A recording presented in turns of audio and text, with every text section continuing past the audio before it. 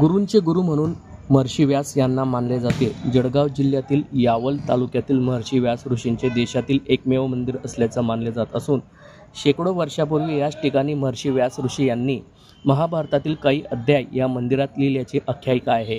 गुरुपौर्णिमेनिमित्त आज दिनांक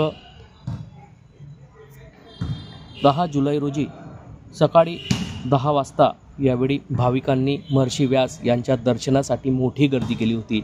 आज भाविकांनी महर्षी व्यास यांच्या दर्शनासाठी मोठी गर्दी केली असून यावेळी मंदिरात यात्रा भरली असून देशभरातील भाविक महर्षी व्यास यांच्या दर्शनासाठी यावेळी एकवटले होते. मंदिराची आख्यायिका अशी आहे की हे मंदिर 5000 वर्षापूर्वीपासून ह्या मंदिराची स्थापना झालेली आहे. ती लोमेश ऋषी इथं आश्रम होता पूर्वी. त्या आश्रमात इथं पूर्वी गोशाळा होती.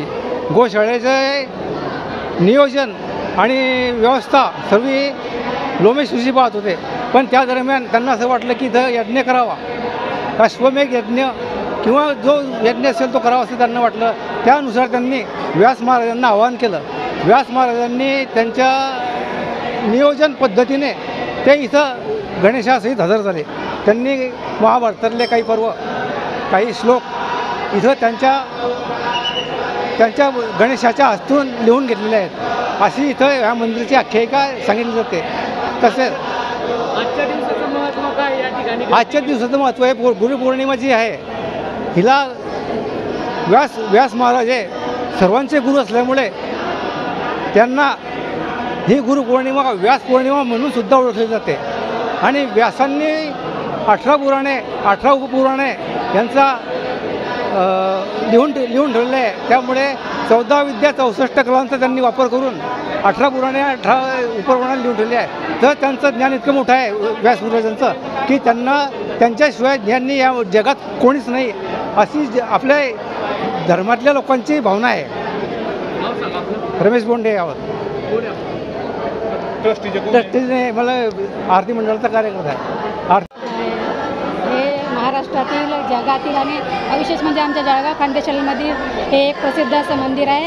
इथे महर्षी वेदव्यास ऋषींनी अध्याय लिहिले, बरेचसे भगवद्गीतेतले अध्याय लिहिलेले आहेत आणि 4 वेद याचा वगैरे त्यांनी अभ्यास केलेला आहे.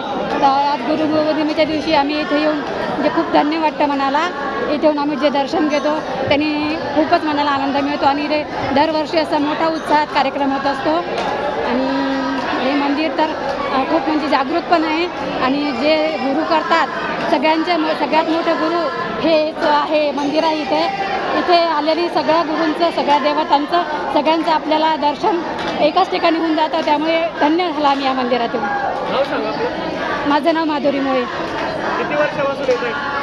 असं तर पहिलंच वर्ष आहे, पण हे गुरुची प्रेरणा आम्ही इथे आलो.